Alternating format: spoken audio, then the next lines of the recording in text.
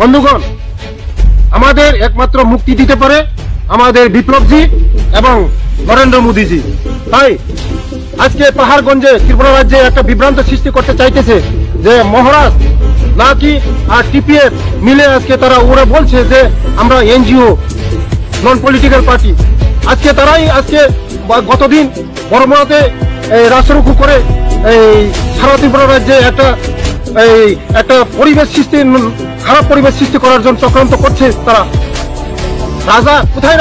আজকে রাজা আছে? রাজা তো নেই। এখন গণতন্ত্র দেশ, রাজা নেই। পাতালকন্যা সারা ত্রিপুরা রাজ্যের মধ্যে একটা বিভ্রান্ত সৃষ্টি করতে চাইতেছে। আমরা তাকে ধিক্কার জানাই, নিন্দা জানাই।